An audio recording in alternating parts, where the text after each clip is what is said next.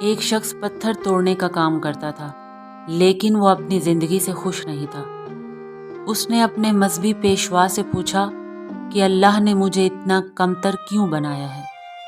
تو مذہبی پیشوا نے اسے جواب دینے کے بجائے ایک شیشہ دے دیا۔ کہا، رات کو اپنے سرہانے کے نیچے رکھ کر سو جانا، اور صبح تم جو بننا چاہتے ہو اللہ تمہیں بنا دے گا۔ وہ سو گیا اور خواب میں اللہ سے کہا، مجھے امیر آدمی بنا دو، تو وہ خواب ہی میں امیر آدمی بن گیا۔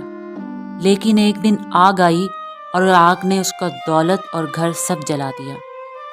تو اس نے اللہ سے کہا کہ آگ تو دولت سے بھی زیادہ طاقتور ہوتی ہے، مجھے آگ بنا دو۔ وہ آگ بن گیا۔ جب اس نے آگ کو پانی سے بجھتا ہوا دیکھا تو کہا، پانی آگ سے بھی زیادہ طاقتور ہوتا ہے، اے اللہ مجھے پانی بنا دو۔ تو وہ پانی بن گیا۔ جب ہوا آئی اور پانی کو اڑا کر لے گئی تو اس نے کہا، ہوا پانی سے بھی زیادہ طاقتور ہوتی ہے، اے اللہ مجھے ہوا بنا دو۔ تو وہ ہوا بن گیا۔ جب ہوا بن کر وہ پہاڑ کے پاس سے گزرا تو پہاڑ نے اسے گزرنے نہیں دیا۔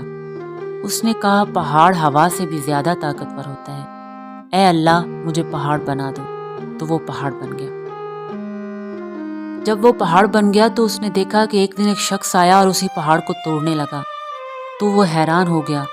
اس نے کہا کہ پتھر توڑنے والا تو پہاڑ سے بھی زیادہ طاقتور ہے۔ تو اس نے کہا، اے اللہ مجھے پتھر توڑنے والا بنا دو۔ لیکن اس بار وہ پتھر توڑنے والا نہیں بنا۔ وہ بہت پریشان ہوا کہ جو وہ کہتا تھا وہی وہ بن جاتا تھا، لیکن اب کی بار ایسا کیوں نہیں ہو رہا؟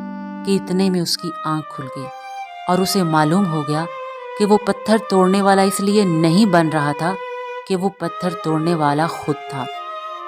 تو اس نے یہ راز جان لیا کہ اللہ نے کسی بھی چیز کو بے مقصد نہیں بنایا، کیونکہ اس کائنات کی تقدیر ایک ہی ہاتھ سے لکھی گئی ہے۔